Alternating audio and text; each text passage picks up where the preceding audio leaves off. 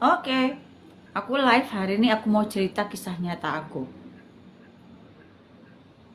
Hey guys, ada yang nonton live aku nggak? Oke, oke guys, aku mau cerita tentang kalian tahu nggak ada kejadian menyedihkan ya yang terjadi di Labuan Bajo, di mana ada keluarga pelatih sepak bola dari Spanyol itu mengalami kecelakaan laut ya. Mereka satu keluarga liburan naik kapal, kemudian kapalnya itu mati mesin di tengah laut dan kena ombak setinggi 10 meter sehingga mengakibatkan kapal yang tenggelam dan anak-anaknya hanyut, suaminya hanyut. Yang selamat itu cuma istrinya dan anaknya yang umur 7 tahun. Oke. Nah, aku mau cerita tentang pengalaman hidup aku sendiri berhubungan dengan kapal ya, dan juga kucing. Nah, karena ini aku punya kucing, jadi masih ada hubungannya sama kucing. Kalian percaya nggak, kucing aku itu aku bawa ke Batam, dari Batam aku ke Tembilahan. Nah, dari Bandung ke Jakarta, dari Jakarta tuh naik pesawat sampai di Batam. Dari Batam itu kita naik kapal laut ya, kapal Pemda setempat. Jadi benar-benar kayak kapal pribadi. Isinya tuh cuma aku sama satu orang lagi sama nakodanya. Dan aku posisinya waktu itu bawa kucing 3, Katisha, Kanoki, sama Fanny. Aku bawa semua karena aku kerja di sana. Kucingku nggak ada yang bisa aku titipin, jadi aku bawa lah semua. Itu bayar pesawat ya kan, bayar vaksin ya, segala macem pengurusan surat dokumentasinya itu banyak banyak banget ya guys, ribet. Nah, di kapal itu tuh kucing aku tuh cuman cuman ya cuma isinya cuma aku aja sama kucingku sama satu satu orang lagi dan nakoda aja gitu. Nah, jadi benar-benar kapal pribadi gitu. Nah, itu dari Batam menuju ke Tembilahan, ngelewatin laut besar, ngelewatin sungai-sungai yang berwarna-warni, ada yang warnanya hijau tua, ada yang warnanya coklat tua, ada yang warnanya hitam. Ya, di Riau itu kan sungainya tidak bersih karena banyak ininya ya, banyak apa sih, warna-warninya lah gitu. Nah, kemudian aku pulang ke Bandung untuk ngecek rumah karena rumah ditinggalin kosong guys gitu, dan waktu banjir jadi harus dicek. Pulang ke rumah, kucing ditinggalin di di Riau, di Tembilahan. Nah, pas pulang itulah Fani itu dikabarkan melalui SMS meninggal dan tidak dikuburkan sama sekali. Entahlah kemana, apa dibuang aja apa gimana. Soalnya kuburannya aku bongkar dan ternyata tidak ada Fani di dalamnya. Dalam jarak cuma berapa hari kan masih ada, minimal sisa-sisanya tuh masih ada gitu, nggak ada sama sekali ya guys. Pulang lagi ke Tembilahan, itu aku naik dari Batam lagi, tapi kali ini naik kapal umum, kapal rakyat ya. Nah, yang aku mau cerita adalah si kapal rakyat ini penuh sesak guys, dan kapalnya itu 2 lantai ya, kapalnya itu 2 lantai. Di bawah itu ada penumpang-penumpang yang duduk dan berapat-rapat ya itu posisinya. Di atas itu ada lagi penumpang lagi dan isinya itu banyak barang. Nah, si kapal dari Batam ini akan berhenti di titik-titik tempat dia berhenti itu. Jadi ngangkut penumpang-penumpang lagi gitu. Jadi dia berhenti di sini, dia ambil penumpang lagi, dia ambil lagi ke sini, ambil lagi. Jadi si penumpangnya itu dijemput guys di titik-titik tertentu. Nah, yang jadi perhatian aku saat itu dan menjadi kekhawatiran aku adalah kalau kapal itu tenggelam. Kalian bisa bayangin kapalnya tenggelam, gimana kalau kapalnya tenggelam gitu kan, dengan keadaan kapal itu penuh dengan manusia dan barang. Besar guys kapalnya itu, tapi nggak besar-besar banget ya, masih besaran yang kapal aku naik waktu dari Bangka ke Belitung.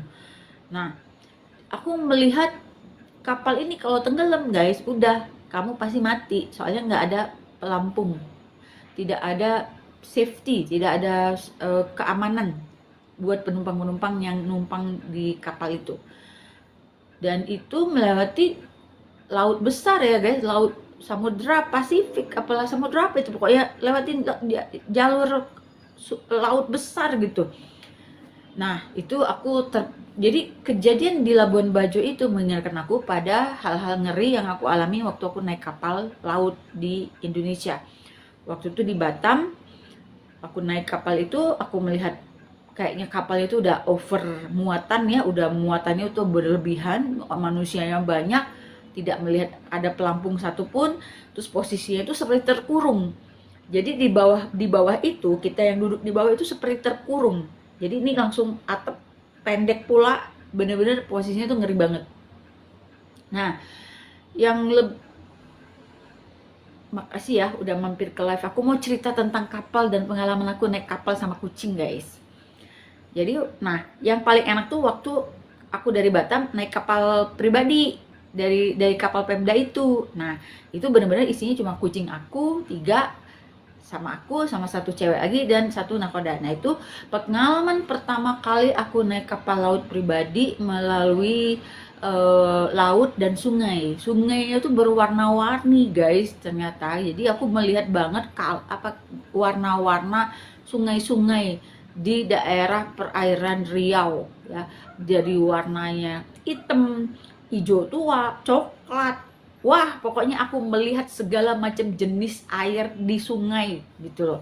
Dan itu membuat aku tuh bener-bener yang apa sih, kayak takjub gitu ya. Wah, ada ya sungai kayak gini ya warnanya.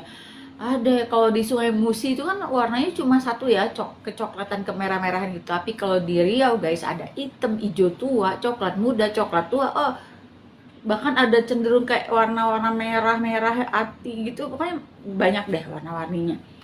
Nah, kemudian aku juga naik kapal dari Bangka ke Belitung gara-gara ketinggalan pesawat. Jadi suaminya temenku itu telat nganterin ke bandara, sehingga pesawat itu sudah pergi duluan terbang. Akhirnya mau nggak mau melanjutkan traveling aku itu ke Belitung, dari Bangka ke Belitung naik kapal laut. Dan ternyata itu perjalanan menyebalkan sekali, karena yang tadinya naik pesawat cuma 40 menitan itu harus kram kaki di kapal itu selama kurang lebih 7 jam. Jadi kalian jangan berpikir Bangka sama Belitung itu deket, jangan. Naik kapal laut aja 7 jam, 6 jam, 7 jam. Perjalanan naik kapal laut dari Bangka ke Pulau Belitung. Memang di peta seperti kayak deket ya, Bangka Belitung ya. No, itu jauh, guys.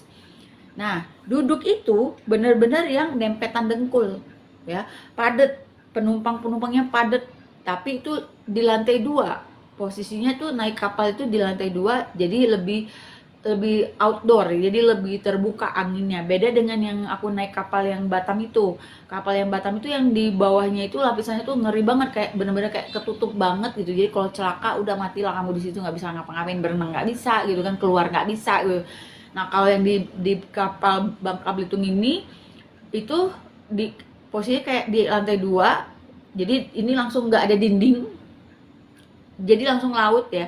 Dan baru dari siang, baru nyampenya itu malam menjelang Isya.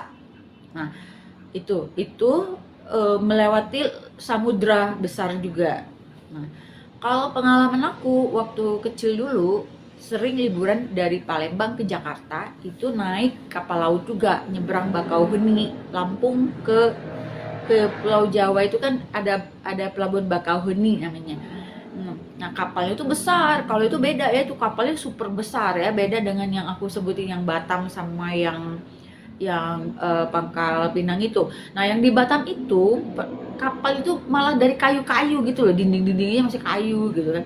Nah, kalau yang di Pangkal Pinang itu yang menuju ke Belitung itu kapalnya lebih kecil dari Bakauheni, tapi udah berbentuk seperti kapal yang lebih besar lah gitu ya. Nah, kalau dulu waktu kecil itu, ya aku inget banget, itu kalau liburan ke Jakarta itu rame-rame kan, kami tuh satu keluarga liburan ke Jakarta. Itu pernah papa itu sewain kapal laut yang ada tempat tidurnya. Jadi itu ada fotonya aku umur 7-8 tahun itu, aku lagi berbaring di kasur di kapal itu. Nah, itu usia 7-8 tahun tuh liburannya ke Jakarta kayak gitu. Nah, itu masih ada kenangannya dan bagi aku saat itu menyenangkan ya, karena kan ada keluargaku. Jadi asik-asik aja gitu. Walaupun waktu kecil itu kalau naik kapal laut itu masih muntah. Muntah guys, pusing kepala, muntah-muntah itu kalau naik kapal laut. Tapi pas udah besar mabok laut itu masih lebih bisa terkendali dan alhamdulillah udah nggak semuntah-muntah dulu. Kalau dulu muntah-muntah aja. Nah, pengalaman lain aku naik juga kapal dari Waisai, Raja Ampat, Papua. Dari Waisai menuju dari mana ya? Dari saya lupa. Pokoknya saya menuju ke Pulau Waisai deh, itu harus naik naik ferry. Nah, naik ferry Belibis namanya. Nah, ini dia yang kalian harus tahu pengalaman aku. Kapalnya kecil, kapasitasnya paling cuma sekitar mungkin paling banyak 50 orang kayaknya, itu kapal nggak nyampe mungkin ya. Tapi guys, di luar dugaan kapalnya bersih banget, elit, bersih banget. Kapal turis dari kok nggak salah dari Manokwari, nah dari Sorong apa ya, dari Sorong menuju ke WC itu harus naik kapal. Pokoknya ada naik kapalnya lah gitu waktu waktu liburan ke Raja Ampat itu. Dan itu bersih, aman, enak, nyaman. Itu kapal terbersih yang pernah aku naikin. Terus aku pernah juga nyebrang dari Batam ke Singapura, itu naik ferry juga dengan kecepatan tinggi. Nah, itu ferrynya mirip-mirip. Ada yang mau masuk? Ada yang mau masuk ini? Nah, dari Batam kalian bisa ke Singapura itu pakai kapal laut, guys. Ada dermaganya, ada khusus dermaganya. Nah, itu kecepatannya cepet. Jadi si kapal itu cepet gitu. Dan kapal yang aku naikin yang dari Batam ke Singapura itu persis banget dengan kapal yang aku naikin dari Hong Kong menuju Macau.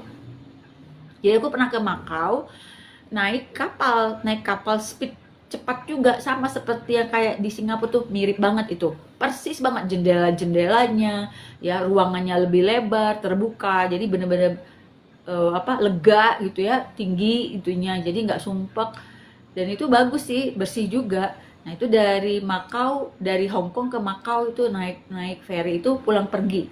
Kita cuma waktu itu aku sama keponakan aku berdua aja, kita ke Macau itu pergi hari, jadi pergi pagi, malamnya pulang gitu ke Hong Kong lagi. Jadi cuma pengen lihat Macau tuh kayak gimana sih, kota judi guys, itu seru banget. Nanti kapan-kapan aku cerita apa yang aku lihat di Macau ya. Terus ada juga pengalaman aku naik kapal dari, ini aku berusaha mengingat-ingat ya, aku tuh naik kapal di mana aja. Aku naik kapal waktu aku ke Lombok. Nah, bukan ke Lomboknya naik kapal, bukan. Aku naik pesawat ke Lombok, itu dari Jakarta ke Lombok. Nah, cuman dari Lombok aku mau main ke Gili Trawangan. Nah, ternyata dari Lombok ke Gili Trawangan itu ada lautnya, guys. Jadi itu kita harus naik lagi. Naik ada dua tuh mode transportasinya. Ada perahu, ada kapal speed. Kapal yang bermesin gitu. Nah, kata temenku Edi yang orang Lombok asli, dia bilang, "Mbak, kalau naik ini lama," dia bilang, "dan goncangannya lebih kenceng," dia bilang. Nah, kalau ini bayarnya double tapi lebih cepet sampai. Nah, udah aku bilang yang mana bagusnya aja, yang penting yang aman. Nah, naiklah yang kapal ini, isinya paling cuman sekitar mungkin 12 orang kali ya, satu perahu itu. Nah, itu cepet, nggak sampai kayaknya cuma 15 menit udah nyampe deh tuh di Gili Trawangan. Pas sampai di Gili Trawangan, aku terpesona karena pantai Gili Trawangan itu mirip-mirip pantai yang di Raja Ampat yang indah, yang aku banggain banget itu. Nah, tapi di situ ada kerasa sih, goyang-goyangnya kerasa kayak gitu. Nah, begitu. Eh, aku pernah naik naik kapal di mana lagi ya? Lupa guys, pokoknya itulah pengalaman aku gitu loh ya. Pengalaman aku naik kapal di mana lagi ya, naik kapal gitu.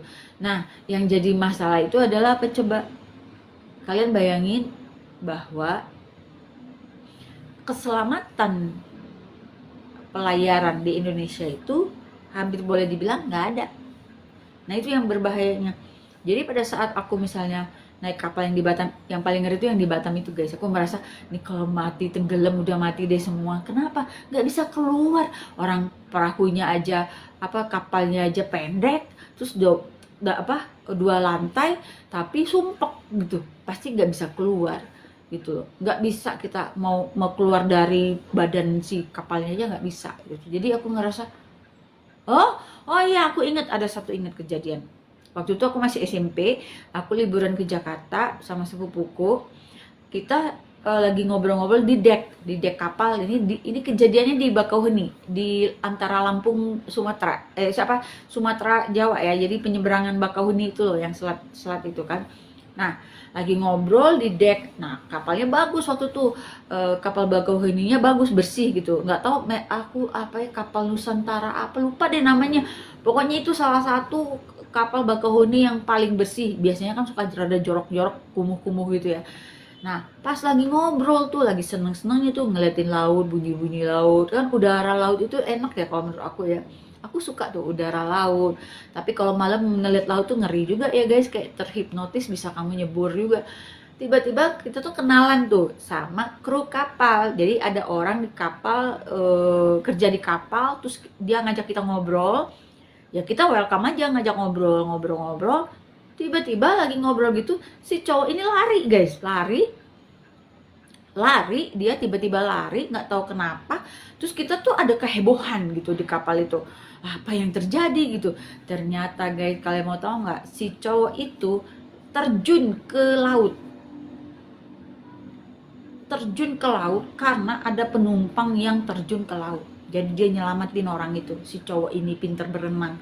Bayangin guys, itu keadaannya malam-malam, dia masih bisa awas gitu, ada penumpang yang terjun jatuh itu, dia yang nyelamatin guys. Itu kita tuh salut banget tuh, sampai sekarang masih kebayang orangnya. Padahal orang itu gak tinggi ya, sedang-sedang aja, rambutnya rada-rada ikal, orangnya ramah, itu masih kebayang mukanya sampai sekarang gitu. Nah si kakak itulah yang nyelamatin penumpang yang kecebur di laut itu guys, serem banget ya. Gitu ceritanya. Jadi apa yang terjadi di Labuan Bajo itu menurut aku seharusnya nggak boleh terjadi ya. Tapi orang kita nih kadang kan suka nyepelein gitu, nyepelein peraturan, nyepelein peringatan. Kan katanya nggak boleh melaut hari itu, tapi melaut juga. Nah itulah, jadi orang tuh jangan keras kepala karena menyangkut nyawa orang lain. Kalau udah menyangkut nyawa orang lain, kalian nggak boleh keras kepala sendiri, nggak boleh. Karena akibatnya bisa fatal. Dan efek dari insiden ini ya, bukan cuma ke kamu, ya, bukan cuma ke orang yang bikin celakanya, tapi keseluruhan pariwisata se-Indonesia. Bukan yang di Labuan Bajo aja, se-Indonesia ini. Iya, satu lagi. Aku ingat, aku pernah naik kapal di Danau Toba.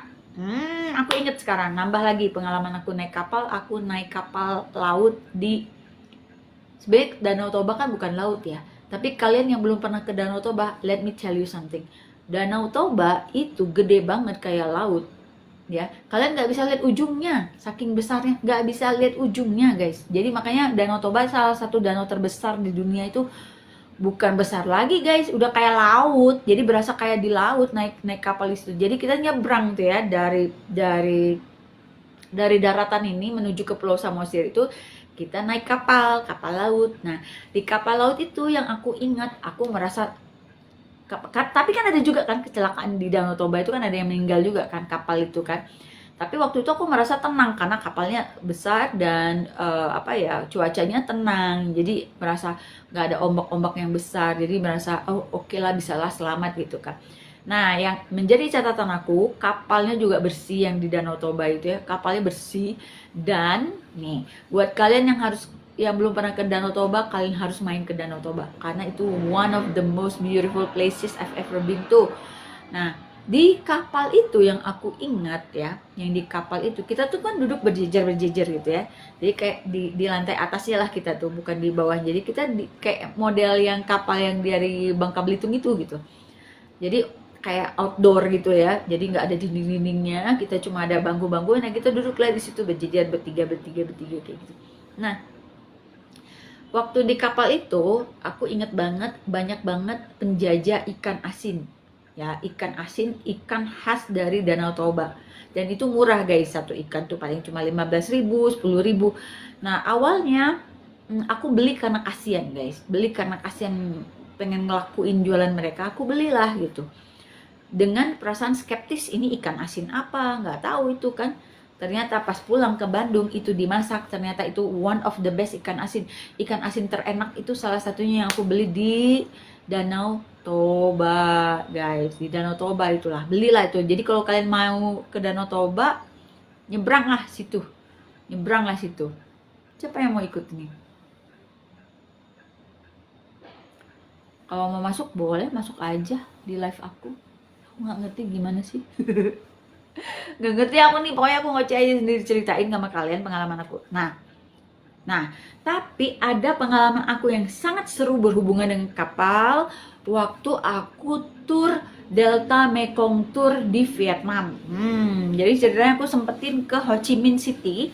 Di Ho Chi Minh City aku ambil tur satu hari full ya, satu hari dari pagi sampai sore itu ke Delta Mekong Tour. Jadi Delta Mekong itu adalah aliran sungai Mekong namanya. Nah, sungai Mekong itu nembus, kalau menurut aku ya, nembus ke Thailand itu, yang sungai yang di Thailand, dan mirip banget dengan Sungai Musi. Nah, kalau kalian mau tahu, ini kayaknya mereka nih kakak adik nih, satu aliran sih kalau percayaan aku ya. Ini sungai-sungai ini berkesinambungan ya, berkesambungan gitu. Nah, yang jadi cerita aku malam ini, karena aku baru inget guys, sambil ngobrolnya aku sambil inget-inget aku kemana aja pakai kapal ini gitu ya. Nah, aku inget banget di Delta Mekong Tour itu namanya tur sungai. Jadi kita itu guys, turun naik kapal itu ada berbelas kali, kalian bisa bayangin. Aku nyobain, misalnya gini, turnya itu kan kita naik dalaman dulu, naik kuda, sampai di mana, terus nanti kita disuruh naik kanu, naik itu perahu yang didayung guys, didayung gitu ya, perahunya didayung pakai tenaga manusia, dan di situ banyak ibu-ibu loh, kuat-kuat mereka, dan kita ngelewatin sungai-sungai kecil, terus kemudian sungai-sungai besar, sungai kecil lagi, terus laut gitu. Nah, waktu kita yang di laut yang agak besar itu kita pakai perahunya besar, yang isinya tuh misalnya sekitar 30 orang. Nah, nanti 30 orang ini dipecah lagi, naik lagi perahu yang kecil-kecil, yang kanu, jadi kayak bener-bener perahu kayu gitu, kayak kanu guys, bener-bener itu perahu cetek banget, ini air langsung gitu, ada fotonya nanti kapan-kapan aku tunjukin ya. Nah, itu naik itu menyusurin segala macam sungai, dan aku benar-benar terpukau bagaimana Vietnam ini bisa mengemas sungai-sungai mereka menjadi tujuan wisata. Sebenarnya kalau nggak ada tur Delta Mekong Tour itu, sebenarnya itu semua adalah boring guys, boring banget. Tapi mereka bisa bikin kita kayak hands on experience, ngerasain naik perahu, berbagai macam perahu. Jadi dari perahu bermotor ya, ada mesinnya, perahu yang nggak pakai motor, pakai manusia ngedayung gitu ya, yang benar-benar isinya cuma 5 orang gitu, berpapasan dengan perahu-perahu kecil yang lain, dan itu masih pakai gayung panjang gitu guys mereka tuh. Disitulah aku ngeliat, buset gila, kita tuh harusnya studi banding tuh anggota DPR MPR itu kalau mau mengembangkan wisata sungai Indonesia, harusnya belajarnya ke situ gitu. Itu keren banget guys mereka mengemas. Nah, di tengah perjalanan Delta Mekong Tour itu, aku itu seinget aku kita makan di restoran yang di pinggir sungai. Jadi kita dihidangin, di situ dibagi 3, orang yang makan segala, orang yang makannya cuma ikan sama seafood doang, dan orang yang vegetarian, itu dibagi. Nah, disitulah aku mencoba makanan khas Vietnam yang fresh banget, kayak misalnya dia tuh kayak apa ya, disebutnya itu kayak risoles gitu ya. Dia tuh risoles tapi dia pakai rice paper gitu, di dalamnya tuh tau nggak, sayur-sayuran, terus ada udang satu. Yang bikin aku suka banget makanan di Vietnam itu adalah rasa kesegaran sayur mayur mereka.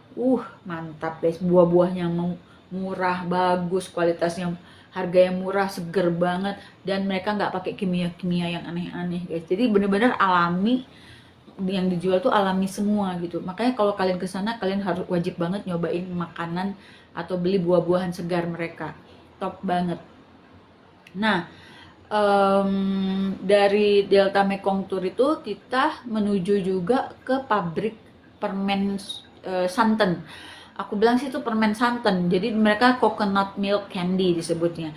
Jadi mereka bikin permen dari santan-santan gitu.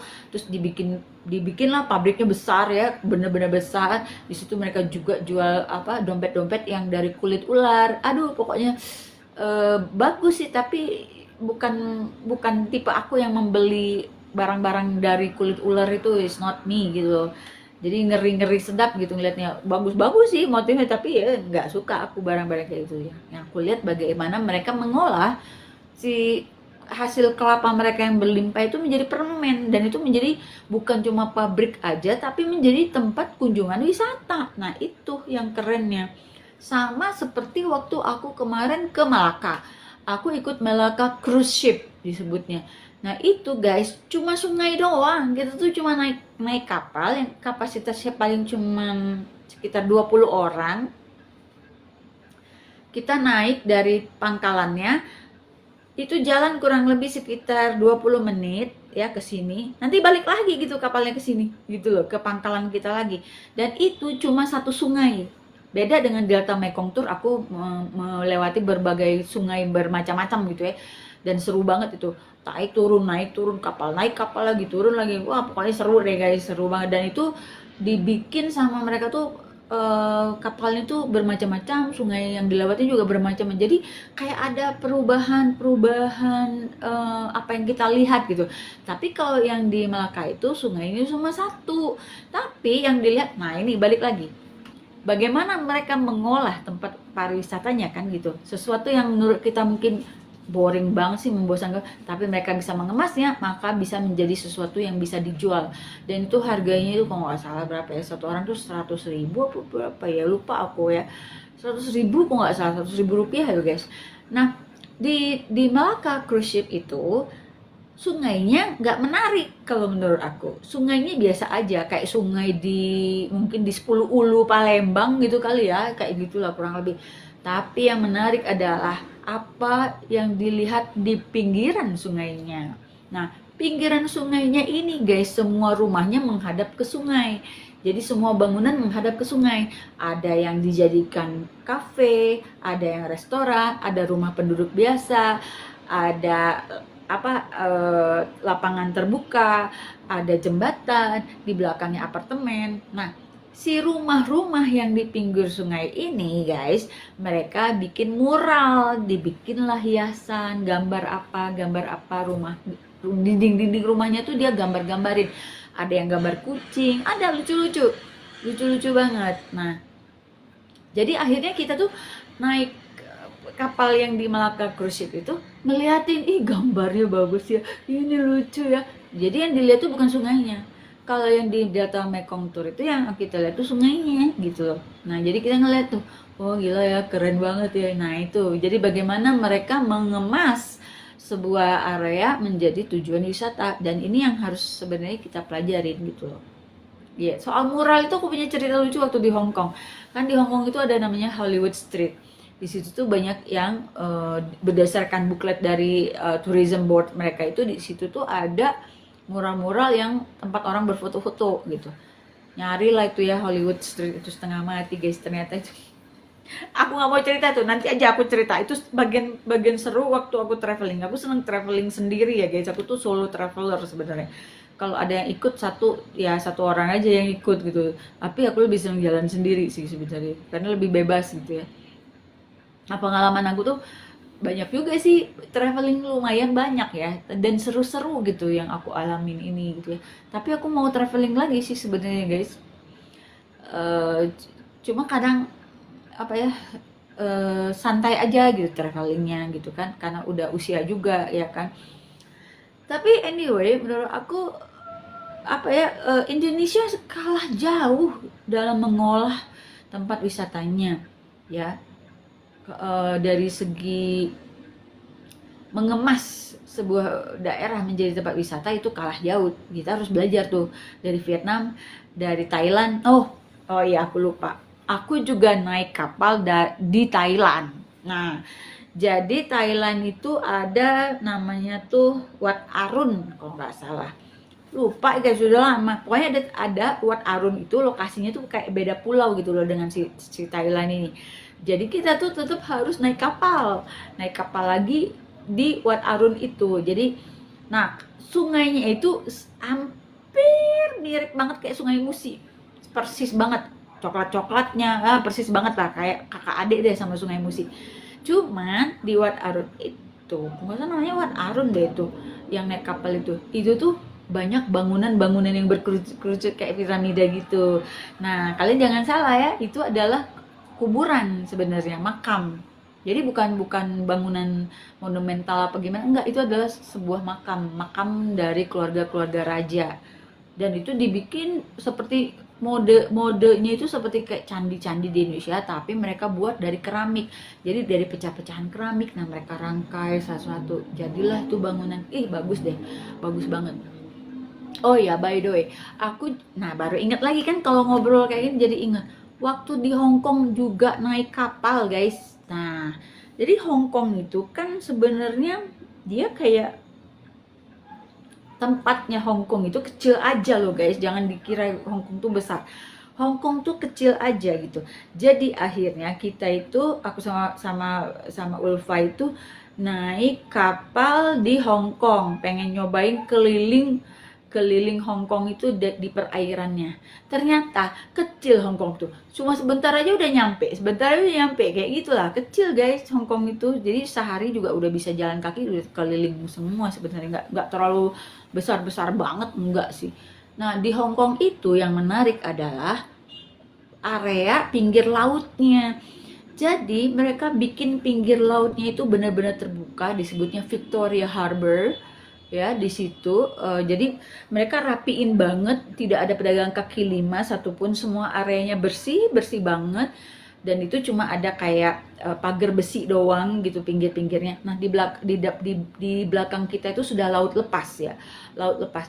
Nah, di Hong Kong itu yang menarik menurut aku adalah pengalaman melihat kapal bentuk kuno. Jadi ada kapal kuno gitu. Ada kapal kuno yang kayak si layarnya tuh masih kayak kipas gitu. Ada tuh, coba aja kalian Google tuh di Hong Kong tuh. Dan itu kapalnya berfungsi guys, bukan kapal hiasan. Itu memang bener-bener kapal layar yang masih berfungsi. Dan itu aku foto lah ya, di belakangnya itu ada kapal layar itu keren sih menurut aku, pengalaman aku. Jadi kalau misalnya seandainya nih Indonesia yang punya banyak sekali sungai gitu ya, gak usah jauh-jauh lah, Palembang aja. Palembang dengan Sungai Musinya kalau bisa dioptimalkan ya, itu area Sungai Musi itu bakalan bagus banget guys. Dan tidak boleh ada preman-preman, tidak boleh ada palak memalak, nggak, udah deh, bisa lebih bagus. Nah, di Malacca Cruise Ship itu yang aku pelajarin adalah jembatannya juga dihias. Jadi jembatannya di sungai-sungai yang sungainya cuma satu kalau yang di Melaka itu. Sungainya cuma satu, tapi kan ada jembatan. Tiap kali lewat berapa jarak ada lagi jembatan. Jadi jembatan itu beda-beda gitu loh guys. Nah, jembatannya pun menjadi cuci mata banget kita ngeliatnya. Kenapa? Jembatannya pun indah, dibikin cakep. Jadi ada jembatan yang cantik banget gitu ya, udah bentuknya bagus, cantik. Terus kan kita jadi kan ini jembatan nih, kita kan naik kapal nih melewatin. Nah, di ininya itu guys dicat, ada yang cat warna pelangi, ada yang cat warna apa, ada yang diukir apa, dan setiap jembatan itu tidak ada yang sama. Jadi kita tuh benar-benar yang jadi gini loh, misalnya bagus ya gitu, keren ya. Terus kalau lihat samping, kafenya lucu banget ya, ada gambar kucing, mural-mural. Nah, kayak gitu, itu keren tuh. Jadi kalau mau Indonesia bagus ya, belajarlah bagaimana mengembangkan area wisata dari luar negeri gitu loh. Jangan seada-adanya begitu, jangan. Harus benar-benar dipikirin bagaimana mengemas ini supaya menjadi tempat tujuan wisata. Kita tuh nggak kurang banyak tempat wisata, kita tuh berlimpah guys, cuma kita nggak bisa ngangkat dia menjadi kemasan wisata yang lebih menarik buat turis. Itu kesalahan kita ya. Yang paling sering kesalahan kita tuh nomor 2 tuh apa? Safety, keamanannya. Nah ini nggak dipikirin keamanannya, makanya kan kejadian kayak gitu. Kejadian kemarin di Labuan Bajo itu sangat aku sayangkan, karena wisata kita, kalian jangan kalian istilahnya tuh ya, jangan mati dulu sebelum kalian ke Raja Ampat, bener. Apalagi kalau kalian yang suka diving, waduh, nih ya, kalian jangan ke Raja Ampat dulu kalau kalian masih mau ke tempat-tempat wisata lain. Kenapa? Seperti aku nih, sekalinya aku ke Raja Ampat ketika aku diving atau aku snorkeling di Pahawang, di Lombok, aku udah mati rasa guys, mati rasa. Kenapa? Nggak ada apa-apanya tempat lain itu dibandingin Raja Ampat. Jadi aku tuh sampai temenku tuh bingung ya, Mbak mau ke spot snorkeling yang mana lagi nih gitu ya, coba Mbak mungkin di sana bagus. Ya udah, pergilah naik perahu di Pahawang. Di Pahawang juga naik perahu tuh. Kalau di Raja Ampat itu seminggu di sana naik kapal terus sampai goyang-goyang kepalaku. Sampai tinggal di darat tuh perasaan semua goyang-goyang karena kelamaan di laut. Jadi bisa efeknya kayak gitu. Jadi inget cerita. Satu-satu dulu ya yang di Pahawang.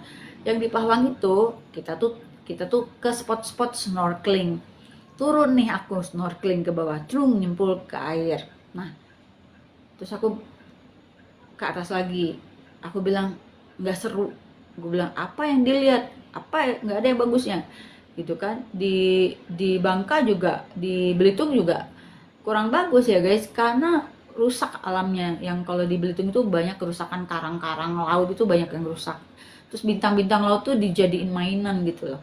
Itu parah banget tuh. Di sana tuh belum ada kesadaran untuk menjaga bintang laut gitu ya, atau karang laut. Itu parah banget deh itu. Padahal Belitung tuh cakep banget, Bangka tuh cakep banget. Nah akhirnya udah turun naik, akhirnya aku nyerah, nggak ada yang bagus. Apa yang mau dilihat, nggak ada yang bisa dilihat gitu. Dah waktu ke Lombok juga gitu, katanya Lombok bagus, tapi aku nggak sempet snorkeling sih waktu di Lombok. Nah intinya ketika aku ke daerah-daerah lain, aku snorkeling, aku udah langsung kayak kehilangan keinginan untuk snorkeling guys. Kenapa? Karena tempat snorkeling terbaik menurut aku cuma ada di Raja Ampat. Makanya aku benci banget kalau Raja Ampat dirusak sama oligarki yang bikin tambang tambang apalah, itu otaknya nggak ada semua. Kenapa? Kita bisa jual wisata aja bisa lebih kaya dari hasil tambang sebenarnya. Tapi kalau alam ini dirusak, pertama nggak bisa balik lagi ya. Kedua, semua ekosistemnya rusak, termasuk ikan-ikan yang bisa punah, termasuk ikan-ikan yang melimpah. Di Raja Ampat guys, itu ikan tuh berjejer sepanjang jalan. Nah tinggal kamu pakai centong aja cedokin, tapi kan nggak boleh gitu. Itu pemandangan yang tidak pernah bisa aku lupain, ngeliat ikan barakuda sepanjang berapa kilo. Itu mereka lagi tidur berjejer-jejer. Kupikir apa ini, kok tumben ini pantai ini kok nggak bersih. Ternyata bukan nggak bersih guys, tapi itu adalah ikan barakuda yang lagi tidur sampai yang berkilo-kilometer. Di situ aku ngeliat ikan hiu, anak ikan hiu. Keren. Kalian pokoknya jangan mati dulu sebelum ke Raja Ampat. Kalian wajib banget ke Raja Ampat. Jadi soal perkapalan ini bener-bener banyak banget pengalaman aku ya. Ternyata banyak ya pengalaman aku naik kapal ini ya. Tapi yang nggak bisa aku lupain itu yaitu yang aku naik kapal pribadi dari Batam itu bawa kucing 3. Jadi kucingku naik kapal guys. Itu mereka tuh naik pesawat, naik kapal, nggak aja naik helikopter gitu ya. Gitu. Jadi udah lebih banyak pengalaman kucingku. Mungkin kalian belum pernah naik kapal, belum pernah naik pesawat, kucingku udah semua tuh. Katisha, Noki, Fanny itu udah ngalamin tuh. Cuman pas pulang aku cuma bawa 2, Fanny udah nggak ada, aku bawa pulang. Katisha sama Anoki, dan pulangnya pun banyak lagi dramanya di karantina di Pekanbaru, dipersulit sama dokter hewan Sontoloyo itu ya, namanya Sri Rejeki. Nyebelin banget tuh dokter hewan, dia mempersulit aku ya untuk bawa kucingku, padahal kucing aku udah dibeliin tiket pesawat itu guys, udah masuk kargo, itu udah bayar sama seperti satu tiket manusia. Itu dokter jahat banget itu, dokter jahat itu yang di karantina itu, jahat banget itu, jahat, nggak ada hati nuraninya. Apa ya, dia benar-benar jahat aja itu. Aku ngamuk guys di kantor karantina tuh, ngamuk aku guys, asli ngamuk. Aku udah nangis di situ. Kucingku nggak boleh dibawa, coba kucingku nggak boleh dibawa. Dia bilang katanya kalau nanti di karantina di Jakarta, kalau diketemukan kucingku tuh mau dibunuh sama orang-orang karantina Jakarta. Ternyata enggak, dia cuma ngejelek-jelekin orang karantina Jakarta. Sebenarnya dia yang jahat. Namanya Sri Rejeki, dokter hewan Sri Rejeki itu. Di karantina Pekanbaru. Itu amit-amit itu salah satu orang yang aku mengenangnya dengan rasa hati yang sakit gitu ya. Ingat perbuatan dia. Alhamdulillah akhirnya pendek cerita selamatlah sampai rumah, dan itu perasaan yang tidak bisa kulukiskan dengan kata-kata betapa leganya sampai di Bandung di rumah sendiri dengan 2 anakku yang selamat dan 1 tidak selamat gitu ya. Dan itu menjadi penyesalan abadi aku, salah satu heartbreak yang benar-benar sampai sekarang rasa bersalah aku sama Fanny. Dan for your information guys, Fanny itu adalah kucing kesayangan aku nomor 1. Kucing kesayangan aku nomor 1, nggak pernah nyusahin aku, manis banget kayak anak kelinci, nggak pernah bikin masalah. Katisha kesayangan aku, tapi Katisha masih ada nakal-nakalnya, masih ada kesel-keselnya aku sama Katisha. Tapi kalau sama Fanny nggak ada sama sekali. Dari dia lahir sampai dia meninggal itu aku nggak ada rasa kesel sama dia sama sekali. Terakhir kenangan aku sama dia adalah waktu aku mau pulang ke Bandung itu, dia nganter sampai pintu anakku itu. Yang lain sibuk main, Katisha mau naik main, gak peduli sama maminya. Fanny itu selalu punya kebiasaan kalau aku pergi dia antar sampai pintu dan dia tungguin sampai aku keluar. Guys, manis banget Fanny itu. Dan ternyata dia meninggal, aku nggak ada di sampingnya, dan aku tidak tahu dia diapain waktu meninggal atau apa, dibuang aja. Soalnya aku bongkar kuburannya, ternyata tidak ada jasadnya. Dan itu yang membuat aku sakit hati sehingga memutuskan untuk tidak mau lagi di Tembilahan, aku pulang ke Bandung. Gitu, aku nangis guys, itu nangis banget aku. Dibohong-bohongin, aku dibilangnya dikubur, ternyata pas dibongkar kuburannya sepanjang 2 kali 2 meter itu aku bongkar, suruh tukang gali ngebongkar. Nggak ada. Yang tertinggal itu cuman sehelai kumis dia, ketinggalan 1 kumis dia. Itulah yang aku simpen, ku bawa, ku bener-bener ku simpen bener itu kumis sehelai itu guys. Nah dari situlah akhirnya aku membuat sebuah kebiasaan. 1, aku selalu pamit baik-baik sama kucingku, just in case it will be the last moment for us gitu. Dan biasain sering-sering selfie sama kucingku itu, makanya aku sering kan videoin kucingku itulah, karena aku mau mencatat kenangan guys. Jadi kalau kalian ikut Catch Me, sebenarnya banyak banget kucing aku di videoin itu karena aku mau menyimpan semua kenangan aku sama mereka.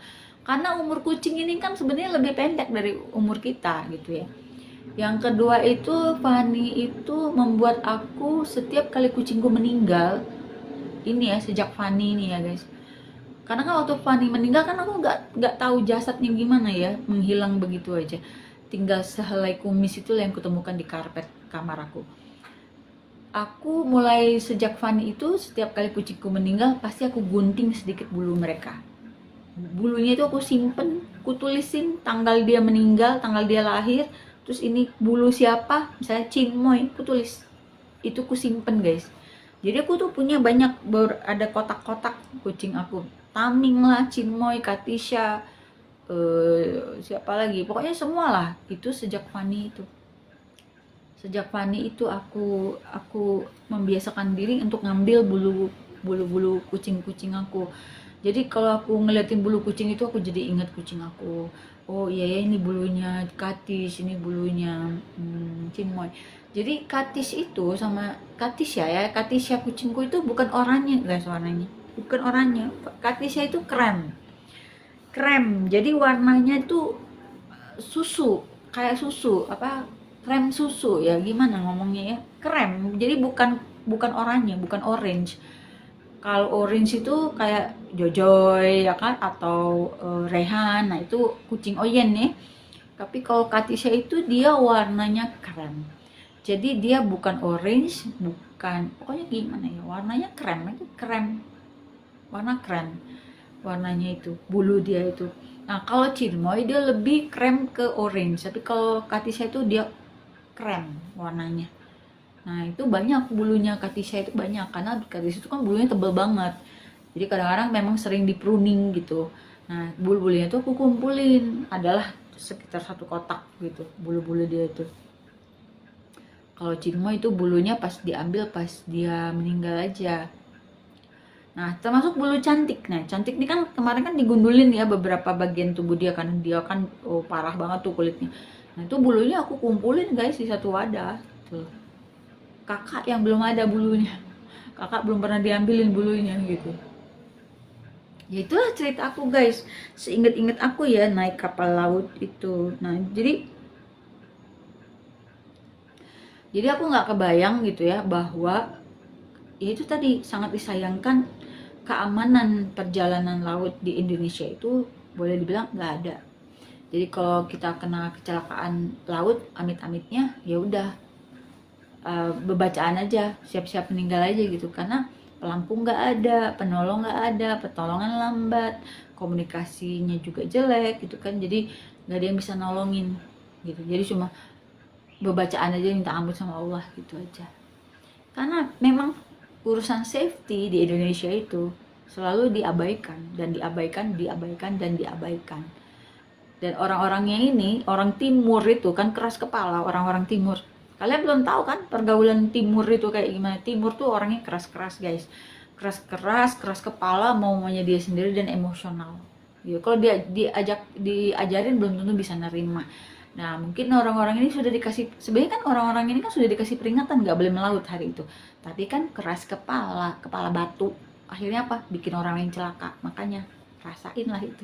NTT, belajarlah dari insiden itu. Gitu.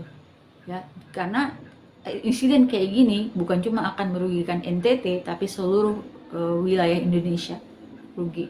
Dan sumber income kita dari pariwisata bisa juga turun. Udah pasti nyawa kan nggak ada yang jual ya di toko gitu, makanya berhati-hatilah soal nyawa, karena Tuhan nggak jual nyawanya di toko, termasuk nyawa manusia dan termasuk nyawa kucing. Kan dokter hewan kalau sembarang memperlakukan pengobatannya, kucingnya mati, itu dia tanggung jawab, akan dihisap nanti di akhirat itu gitu loh guys. Kayaknya that's all ya for today. Cerita aku udah banyak banget. Ingat aku apalagi aku naik apa lagi ya, di kapal di mana lagi ya, oh di Riau aku naik kapal juga guys. Itu lucu banget. Jadi ceritanya aku berteman dekat dengan Pak Kadis, sorry Pak Dian tuh waktu itu jabatan Sekda. Jadi Pak Dian tuh nih salah satu murid aku Sekda di Tembilahan. Nah, Pak Dianto ini punya tambang udang, tambak udang, dan mereka tuh baru panen tapi udang itu masih banyak gitu loh di tambak itu, dan kita boleh bebas ambil sebanyak-banyak yang kita mau. Jadi aku bawa lah temanku satu orang namanya Kak Ida. Kak Ida dia pengen ikut karena kan aku gaulnya sama orang-orang atasan gitu loh. Orang-orang atas gitu. Jadi dia pengen ngintil, ya udah tak ajakin lah, aku baik orangnya. Nah, kita naik perahu ketek guys, perahu yang isinya itu cuma berapa orang. Nah ini pengalaman, aku jadi baru inget, ini lucu banget pengalaman aku itu. Jadi naik perahu itu bareng lah ya sama ibu Dianto, sama bapak, sama Kak Ida, terus sama beberapa orang lain lagi gitu. Nah kita naik ketek itu, waduh guys, itu suara si ketek itu dengan dentuman apa ya, kayak tabrakan air itu itu bikin pekak guys, asli bikin pekak, gak denger apa-apa lagi guys, bunyi kletak kluduk panjang perjalanan guys, bayangin guys. Itu akhirnya sampai di terpal, jadi kita tuh di bawah terpal guys, di bawah terpal gitu, gitu. Pokoknya akhirnya sampailah di perairan yang menuju ke tambak itu guys. Bayangin guys, kayak film Harrison Ford itu ya. Nah, jadi benar-benar kayak entah ada di mana aku waktu itu guys, benar-benar masuk sungai, nggak ada orang guys, sungai itu guys, sebelah tuh rawa-rawa kayak gitu sungai. Jadi benar-benar kayak film-film horor gitu ya. Nah itu masuk ke situ, waduh, aku bilang ini sungainya nggak ada orang satupun guys, nggak ada manusia satupun, nggak ada rumah satupun. Akhirnya sampailah di tambak itu. Pas dilihat di tambak itu segede-gede apa itu tambak udangnya Pak Dianto, dan itu kita boleh nangkap si udang itu, masih ada sisa-sisa abis mereka panen itu, masih banyak. Dapet sepanci besar udang, dan kita diajak makan di situ, dijamu. Itu salah satu makanan terenak Pak Dianto bagi aku, karena aku suka banget sama udang guys. Itu aku makan udang sampai sakit kepalaku guys, saking banyaknya. Dan itu dibakar, udang dibakar, udah dibumbu apa, pokoknya kita piknik lah di apa, kayak semacam rumah kayu di pinggiran tambak udang itu. Pulangnya begitu lagi naik ketek yang bikin pekak telinga itu. Udah gitu, ini udang sepanci itu temenku pun kebagian gitu. Nah, sampai akhirnya aku memutuskan untuk pulang itu.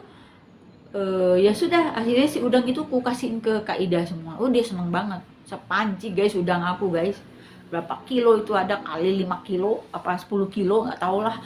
Nah itu salah satu orang yang membuat stay aku di Tembilahan menyenangkan tuh Pak Dianto.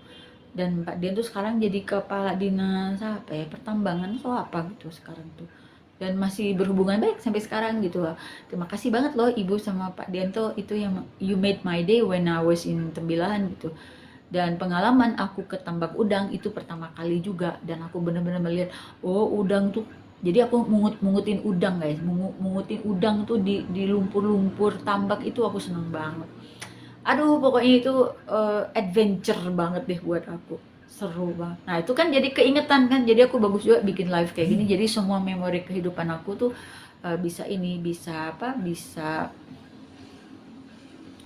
aku ingat-ingat lagi, dan bisa aku simpan dalam sebuah video kayak gini. Apalagi di mana lagi aku naik kapal ya, waktu kecil Pangandaran ya, naik kapal juga di Pangandaran. Di Bangka itu ada restoran yang bertema kapal di pantai Pasir Padi, itu enak semua makanannya, nggak ada yang gagal. Aku diajak sama kakak sepupu aku CMI sama Kak Kander makan di situ, kakakku notaris di Manggal Pinang itu. Aku ditraktir abis-abisan gitu ya. Di Belitung itu aku naik kapal juga ke Pulau Burung segala macem. Itu juga lewat sungai lewat laut besar ya. Di Bangka itu langsung samudra guys gitu. Jadi kalau kalian berenang di Pantai Parai di Bangka, di Pangkal Pinang itu langsung laut lepas ya, makanya berbahaya sekali. Tapi itu aku happy, aku senang banget kalau aku traveling itu, aku senang ke pantai gitu, aku senang lihat budaya, aku bisa belajar tentang mengemas pariwisata, walaupun aku bukan menteri pariwisata gitu ya. Tapi mudah-mudahan yang mendengar video aku ini orang-orang pariwisata mungkin bisa melirik konsep yang dihadirkan oleh Malaka Cruise Ship dan Delta Mekong Tour untuk diaplikasikan di sungai-sungai di Indonesia gitu guys. Oh ya, kita hampir pernah ketinggalan ferry dari Singapura ke Batam. Itu juga seru tuh, malam-malam tuh. Gara-gara apa coba? Gara-gara kita lupa kalau Singapura itu beda jam sama Indonesia. Kita masih pakai Airloginya jam Indonesia. Lucu deh guys. Tapi untung masih bisa gitu. Udah cerita aku udah cukup lah ya guys, banyak nih. Ntar inget-inget apa lagi di Bali naik kapal, enggak di Kalimantan enggak naik kapal, di Jambi enggak, di Padang, enggak, di Medan, di Danau Toba ya. Begitulah guys cerita aku. Nanti aku cerita lagi pengalaman aku yang lain, yang pasti kucing aku itu Katisa, Anoki sama Fanny itu menjadi kenangan yang tidak terlupakan sama 3 makhluk Allah ini ya. Dan aku sangat sayang sama mereka, hanya Allah lah yang tahu, sayang banget gitu sama mereka. Sampai, nah saking sayangnya aku nggak bisa pisah sama kucingku. It takes what it takes. Kalau perlu dibawa, naik pesawat, naik kapal, naik mobil, terserah. Pokoknya mereka harus ada bersamaku. Gitu guys, terima kasih udah dengerin cerita aku kali ini ya. Wassalamualaikum warahmatullahi wabarakatuh.